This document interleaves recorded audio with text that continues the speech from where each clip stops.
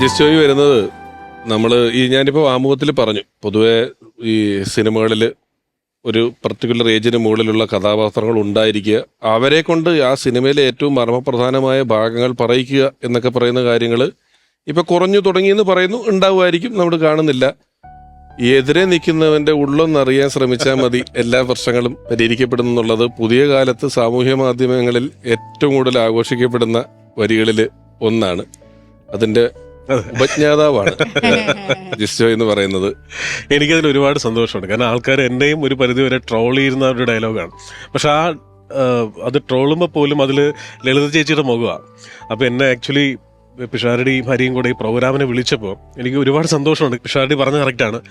ഇത്തരത്തിലുള്ള ലെജൻഡറി ആയിട്ടുള്ള, നമ്മൾ പ്രോഡജീസ് എന്നൊക്കെ വിളിക്കാവുന്ന തരത്തിലുള്ള ചില മനുഷ്യർ, ചില ആക്ടേഴ്സ്, അവരെ കഴിയുന്നത്ര നമ്മളുടെ സിനിമയിൽ ഉൾപ്പെടുത്തണം എന്നുള്ളത് എനിക്ക് വലിയ ആഗ്രഹമാണ്. അപ്പോൾ അതിൻ്റെ ഭാഗം തന്നെയാണ് ആദ്യത്തെ സിനിമ ആലോചിക്കുമ്പോൾ തന്നെ ബൈസൈക്കിൾ തീവ്സ് ആണ് ആദ്യത്തെ പടം. 2013 ഞങ്ങൾ ഷൂട്ട് ചെയ്തതും അത് പുറത്തേക്ക് വന്നതും. അപ്പോൾ അതിൽ പോലും ഒരു വളരെ ഇമ്പോർട്ടൻറ്റ് കഥാപാത്രമാണ്. ആകപ്പാടെ ഒരു 4-5 മെയിൻ ആക്ടേഴ്സ് മാത്രമുള്ള ഒരു സിനിമയാണത്. അതിൽ വളരെ ഇമ്പോർട്ടൻ്റ് ആയിട്ട് വളരെ ഉഗ്രനായിട്ടുള്ള പെർഫോം ചെയ്യാനുള്ള കഥാപാത്രമാണ് ലളിത ചേച്ചി ചെയ്തിട്ടുള്ളത്. ആസിഫിൻ്റെ കഥാപാത്രത്തെ കൊണ്ട് പറഞ്ഞ് പാട്ട് പാടുകയൊക്കെ ചെയ്യുന്നുണ്ട്. ആ സിനിമ കണ്ടവർക്കറിയാം. പിന്നെ അങ്ങോട്ട് എനിക്ക് സത്യം പറഞ്ഞാൽ ലളിത ചേച്ചി ഇല്ലാതെ ഒരു സിനിമ ആലോചിക്കാൻ പോലും പറ്റാത്ത ഒരു സാഹചര്യം ഉണ്ടായിരുന്നു. അതിൽ വളരെ ദീപ്തമായിട്ടുള്ളൊരു ഓർമ്മ എന്ന് പറയുന്നത്, എൻ്റെ 4 സിനിമ കഴിഞ്ഞ് 5ാമത്തെ സിനിമ, അത് സോണി ലിവിന് വേണ്ടി ചെയ്ത സിനിമയാണ്. കോവിഡ് സമയത്താണ് നമ്മൾ ഷൂട്ട് ചെയ്യുന്നത്. ഇന്നലെ വരെ എന്നായിരുന്നു സിനിമയുടെ പേര്. ആസിഫ് അലിയും ആൻ്റണി പെപ്പെ നിമിഷ അവരഭിനയിച്ച പടമാണ്. അങ്ങനെ ആ സിനിമയുടെ ഷൂട്ട് കഴിഞ്ഞ് അതിൻ്റെ ടെലികാസ്റ്റ് വെയിറ്റ് ചെയ്ത് എൻ്റെ പോസ്റ്റ് പ്രൊഡക്ഷൻ നടക്കുന്നു. ഈ സമയത്ത് എനിക്കൊരു നമ്പറിൽ നിന്നൊരു കോൾ വരികയാണ്. അപ്പോൾ ഞാൻ കോൾ എടുക്കുന്നു. എനിക്ക് പരിചിതമല്ലാത്ത നമ്പറാണ്. ഞാൻ ഹലോ ആരാ എന്ന് ചോദിച്ചപ്പോൾ പറഞ്ഞു ലളിതയാ. ആ ടിപ്പിക്കൽ സ്റ്റൈലുണ്ടല്ലോ, ലളിതയാ. അപ്പം ഞാൻ ലളിതാമ്മ, അതെ, ഇത് ഏത് നമ്പർ? ഇത് എൻ്റെ കൂടെയുള്ള ആളുടെ നമ്പറാ. ഞാൻ ചോദിച്ചു എന്തുണ്ട് വിശേഷം? അല്ല, ഒരു സിനിമ ഇപ്പോൾ കഴിഞ്ഞ കാര്യം ഞാൻ അറിഞ്ഞു എന്ന് പറഞ്ഞു. അപ്പം ഞാൻ പറഞ്ഞു, അല്ല, ആ സിനിമയ്ക്ക് വിളിച്ച സമയത്ത് ഹോസ്പിറ്റലാന്ന് പറഞ്ഞില്ലേ? അതെ, ഹോസ്പിറ്റലായിരുന്നു. ഇനി അത് എപ്പോഴും അങ്ങനെ മനസ്സിൽ വെക്കണ്ട. ഹോസ്പിറ്റലിൽ നിന്ന് ഇറങ്ങി വീട്ടിലേക്ക് ഇപ്പം എത്തിയതേ ഉള്ളൂ. എത്തിക്കഴിഞ്ഞപ്പോൾ ഇങ്ങനെ ജിസിനെ ഒന്ന് വിളിക്കുകയാണ്. അപ്പോൾ ഈ സിനിമയിൽ ഞാനില്ല, ഞാൻ സമ്മതിച്ചു, ഓക്കെ. പക്ഷെ അടുത്ത പടത്തിൽ ഞാനുണ്ട്, ഇനി അങ്ങോട്ടുള്ള എല്ലാ പടത്തിലും ഉണ്ട്. പക്ഷേ ആരടി, ഞാനിത് ഏതാനും എൻ്റെ വീട്ടിലിത് പറഞ്ഞിട്ടുള്ള കഥയാണ്.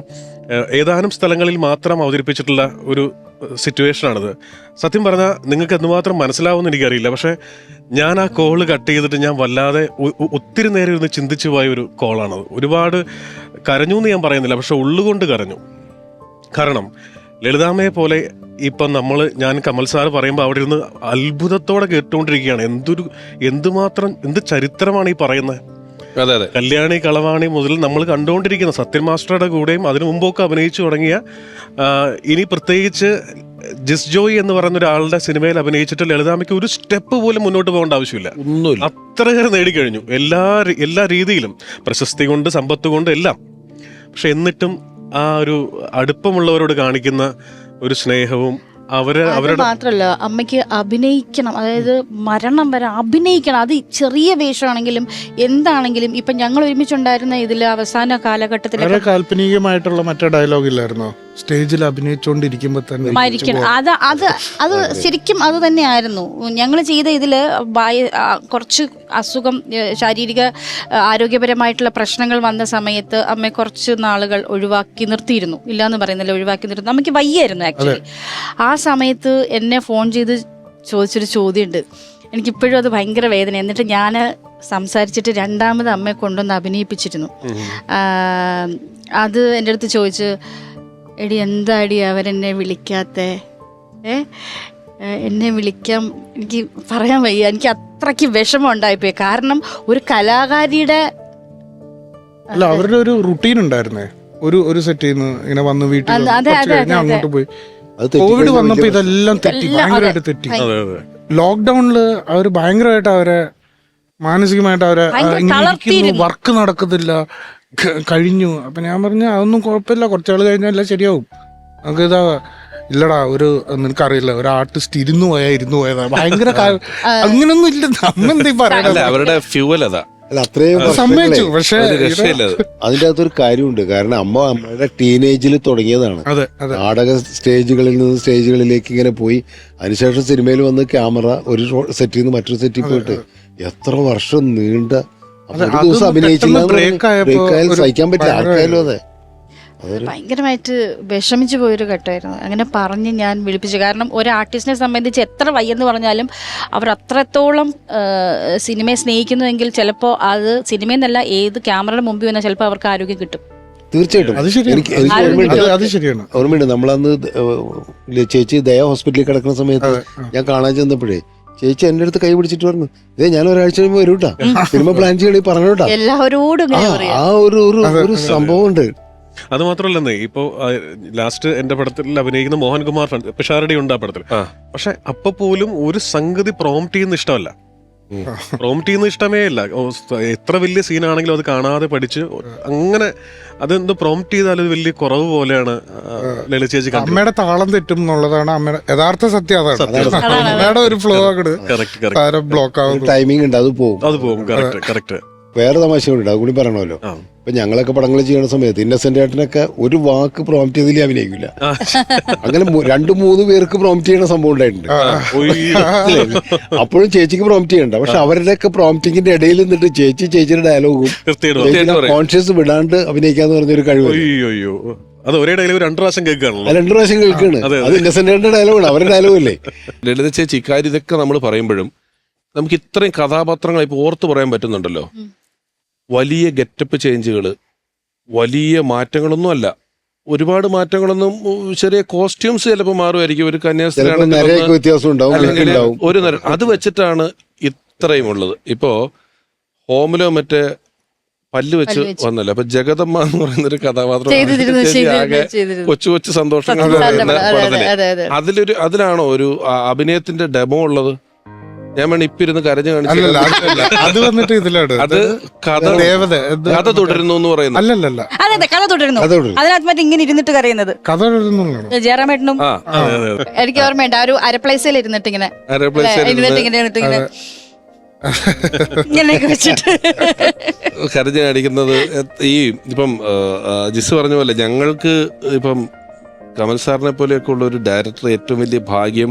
നമ്മൾ ഇന്ന് ഈ പരിപാടിയിൽ നമ്മൾ ഇനി ഇതിന്റെ വരുന്ന എപ്പിസോഡുകളിലോ കഴിഞ്ഞ എപ്പിസോഡുകളിലോ ആരെയൊക്കെ കുറിച്ച് പറയാൻ ആഗ്രഹിക്കുന്നു, ഓർക്കുന്നു, അവരുടെയൊക്കെ കൂടെ വർക്ക് ചെയ്യാൻ, അവർക്കൊക്കെ വേണ്ടി ആക്ഷനും കട്ടും പറയാനുമുള്ള ഭാഗ്യം ലഭിച്ചിട്ടുള്ള ആളാണ്. നമ്മള് നമ്മുടെ കൊതി കൊണ്ടാണ്. ഇത് പറഞ്ഞു കഴിഞ്ഞപ്പോൾ ഒരു കാര്യം കൂടി ഓർക്കുകയാണ്. ഇപ്പൊ ഇങ്ങനെ ഒരുപാട് പേരുടെ കൂടെ വർക്ക് ചെയ്തെന്ന് പറഞ്ഞപ്പോഴേ എന്റെ ആദ്യത്തെ സിനിമയിൽ കൊട്ടാരക്കര ചേട്ടൻ അഭിനയിച്ചിട്ടുണ്ട്. അതൊരു വല്ലാത്തൊരു ഇതല്ലേ. കൊട്ടാരക്കര ചേട്ടൻ്റെ അവസാനത്തെ സിനിമയായിരുന്നു അത്. അത് കഴിഞ്ഞ് ഒരു മാസത്തിനുള്ളിൽ അദ്ദേഹം മരിച്ചുപോയി. അപ്പൊ എന്ന് വെച്ചാൽ എന്റെ സിനിമയിൽ അഭിനയിച്ചോണ്ടല്ല, അദ്ദേഹത്തിന് അസുഖങ്ങളൊക്കെ ഉണ്ടായിരുന്നു അങ്ങനത്തെ. പക്ഷേ നമ്മളിങ്ങനെ കണ്ട് ആഗ്രഹിച്ചിരുന്ന കൊട്ടാരക്കരയെ പോലെ തിക്കുറിശ്ശേട്ടൻ എൻ്റെ 2 സിനിമയിൽ അഭിനയിച്ചിട്ടുണ്ട്. അപ്പോൾ അങ്ങനെയൊക്കെ ഒരു പഴയ കാലം മുതൽ അതിൽ പ്രേം നസീർ സാറിൻ്റെ കൂടെ സാർ ഞാൻ സംവിധാനം ചെയ്ത പടത്തിൽ അഭിനയിച്ചിട്ടില്ല മാത്രമേ ഉള്ളൂ. പക്ഷേ ഞാൻ അസോസിയേറ്റ് ആയിട്ട് വർക്ക് ചെയ്തിട്ടുണ്ട്. മസാറ് അഭിനയിച്ചിട്ടുണ്ട്. അങ്ങനെ പഴയ ഒരുപാട് ആൾക്കാരുടെ കൂടെ അഭിനയിച്ചിട്ടുണ്ട്. അപ്പം നമ്മളെന്നും ഓർക്കുന്ന ചില ആൾക്കാരെന്ന് പറയുമ്പോൾ ഇവരെല്ലാവരും ഓർക്കുന്നുണ്ട്. പക്ഷെ നിരന്തരമായിട്ട് നമ്മളോടൊപ്പം സഞ്ചരിച്ച് പോയിട്ട് ഒരാളാണ് ലളിത ചേച്ചി. ഇന്നസെന്റ് ഏട്ടനൊക്കെ അങ്ങനെ തന്നെയാണ്. അങ്ങനെ വെച്ച് നോക്കുമ്പോൾ നമുക്കറിയാം. ഇപ്പോൾ ഒരു ഞാനതെന്ന് പറഞ്ഞു, ഇപ്പോൾ ക്യാമറ വെച്ച് ചേച്ചി ക്യാരക്ടർ ഇതാണെന്നൊക്കെ പറഞ്ഞിട്ട് സ്റ്റാർട്ട് പറഞ്ഞു കഴിഞ്ഞാൽ ചേച്ചി എന്ത് അഭിനയിക്കും എന്നുള്ളതിനെ കുറിച്ച് നമുക്ക് വ്യക്തമായ ധാരണയുണ്ട്. കാരണം ചേച്ചി എന്തും ചെയ്യും എന്നുള്ളൊരു ഇതുണ്ടല്ലോ. അപ്പോൾ ഏത് രീതിയിലുള്ള ഒരു ക്യാരക്ടറായാലും ഡയലോഗായാലും ചേച്ചി അത് ചെയ്യും, അത് പറഞ്ഞു കൊടുത്താൽ മതി എന്ന് പറയുന്ന ഒരു വല്ലാത്തതുണ്ട്. മറ്റു പലർക്കും അങ്ങനെയല്ല. ക്യാരക്ടർ മനസ്സിലാവാൻ തന്നെ കുറേ നേരം എടുക്കും. നമുക്കറിയാം ഇപ്പോൾ പല ആക്ടേഴ്സിൻ്റെ ഒക്കെ ഒരു പ്രശ്നമാണ് ആ ക്യാരക്ടർ എന്താണ്, അതിൻ്റെ മീറ്റർ എന്താണെന്ന് മനസ്സിലാക്കാൻ തന്നെ ഒരുപാട് സമയമുണ്ടാകും. നേരത്തെ പറഞ്ഞവർ എത്ര കഥാപാത്രങ്ങൾ അവതരിപ്പിച്ചപ്പോഴും അതിനൊക്കെ ഒരു മീറ്റർ ഉണ്ട്. ഓരോ ക്യാരക്ടർ നമ്മളൊരു മീറ്റർ എന്ന് പറയില്ലേ, അത് ചൂസ് ചെയ്യുന്ന ഒരു വലിയ കഴിവ് തന്നെയാണ്. ഇപ്പൊ സത്യൻ സാർ നേരത്തെ പറഞ്ഞപ്പോഴൊക്കെ ഉള്ളൊരു സംഭവമുണ്ട്. മുഖങ്ങൾ മനസ്സിൽ വരുന്നില്ല. പുതിയ ഈ കഥാപാത്രം എഴുതുമ്പോൾ ഇന്ന ആളെന്ന് പറയുന്ന പോലെ ചില ഡയലോഗ്സ് ഉണ്ട്. പക്ഷെ അറിയാലോ, ചില ഡയലോഗ്സ് വേറെ ആരെങ്കിലും പറഞ്ഞാൽ അത് വർക്കൗട്ട് ആവില്ല. ഇപ്പൊ തന്നെ ഈ നേരത്തെ പറഞ്ഞ ഡയലോഗ്, സൺഡേ ഹോളിഡേയിലെ ഡയലോഗാണ് ഇപ്പൊ എന്റെ പടത്തിന്റെ കാര്യം ഞാൻ പറയുന്നത്. അതുപോലെ വിജയ് സൂപ്പറും പൗർണമി എന്ന് പറയുന്ന സിനിമയിൽ നായകനും തമ്മിൽ അടി ഉണ്ടാക്കി പിരിയാണ്. അപ്പൊ നായിക പറയുന്നത് എന്റെ വണ്ടി ഇങ്ങ് തിരിച്ചു കൊണ്ട് തന്നേക്ക്, എൻ്റെ നിന്ന് വാങ്ങിച്ച കാശ് തന്നേക്ക് എന്ന് പറഞ്ഞ് അങ്ങനെ പൊട്ടിത്തകർന്നിരിക്കുന്ന ഒരു സമയത്ത് ഈ നായകൻ ആസിഫ് അലി മുത്തശ്ശിയെയും കൂട്ടിയിട്ടാണ് നായികയുടെ വീട്ടിൽ വരുന്നത്. അവിടെ ലളിത ചേച്ചിക്ക് മാത്രമേ ഡയലോഗ് ഉള്ളൂ. ഒരു 2 മിനിറ്റുള്ള സീനാണ്. ആ 2 മിനിറ്റുള്ള സീൻ ഞാൻ ആലോചിക്കുകയാണ്, നമ്മൾ ഇപ്പോഴാണ് ആ സിനിമ ചെയ്യണമെങ്കിൽ നമ്മൾ ആരെ വെച്ച് എഴുതും? ഉറപ്പായിട്ടും അങ്ങനെ മുത്തശ്ശി കഥാപാത്രം എഴുതാൻ പറ്റില്ല. ചിലപ്പോൾ 3-4 ഫ്രണ്ട്സ് കൂടെ പോയി ഇന്നത്തെ ഒരു രീതിയിലേക്ക് മാറ്റും. പരിപാടിയിലേക്ക് മാറേണ്ടി വരും. അത് ഫുൾ സിനിമയുടെ ലോഡ് വരുന്നത്. ഞാൻ നേരത്തെ വേറെ ഏത് ഉദാഹരണം പറഞ്ഞു, അത് ഇതാണ് പറഞ്ഞ എനിക്ക് ഓർമ്മയില്ല. ഇപ്പൊ അനിയത്തിപ്രാവ് എന്ന് പറയുന്ന ഒരു സിനിമയുടെ ക്ലൈമാക്സിലെ ഈ ശ്രീവിദ്യാമോ വന്നിട്ട് ഇവളെ അല്ലേ എനിക്ക് വേണ്ട, അതാണെങ്കിൽ ഒരിടത്തോ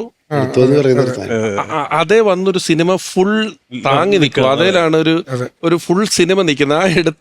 ആ എടുത്തോ കറക്റ്റ് അളവിലും തൂക്കത്തിലും അല്ലെങ്കിൽ വലിയ പ്രശ്നമാണ്. ആ സിനിമ വന്ന് ഹോൾഡ് ചെയ്യുന്ന കാര്യങ്ങള് ഇവരെടുത്ത് വെക്കുന്നതും ഇവർ പറയുന്നതെന്ന് പറയുന്നത് വലിയ അത്ഭുതം നമുക്കുണ്ടാക്കുന്ന ഒരു കാര്യമാണ്. എത്രയോ സിനിമ നമ്മളിപ്പോ പറഞ്ഞുപോയ കഥാപാത്രങ്ങൾ. അതുപോലെ ഈ ഒരിക്കലും വിട്ടുപോകാൻ പാടില്ലാത്ത കന്മതത്തിലെ കഥാപാത്രം, വിയറ്റ്നാം കോളനിയിലെ കഥാപാത്രം, ഈ തിലകൻ ചേട്ടനെ പോലെ ഒരാൾ അത്ര ചെയ്ത് നിൽക്കുന്നോട്ട് പറഞ്ഞ് എന്താ പടുമുളയാക്കിയില്ലേ എന്നൊക്കെ പറഞ്ഞ് സ്ഫടികത്തിലെ അമ്മ എന്ന് പറയുന്ന കഥാപാത്രങ്ങൾ നമ്മളിരുന്നിങ്ങനെ ഇതൊന്നും ഒരു റെഫറൻസോ ഗൂഗിൾ തപ്പിയിട്ടോ അല്ലാതെ സിനിമ കണ്ട പഴയ സിനിമകളൊന്നും ക്രിട്ടിസൈസ് ചെയ്യുന്നത് അമ്മയ്ക്ക് ഇഷ്ടമല്ല. ആ, പഴയ സിനിമകളെ കുറിച്ച് എന്തെങ്കിലും ഒന്ന് ക്രിട്ടിസൈസ് ചെയ്ത് പറഞ്ഞു കഴിഞ്ഞാൽ നമ്മളെ കൊന്നു. അത് തർക്കിച്ച് എങ്ങനെങ്കിലും ജയിക്കും. പുതിയ സിനിമയല്ല, പഴയ സിനിമയാണ് നല്ലത്.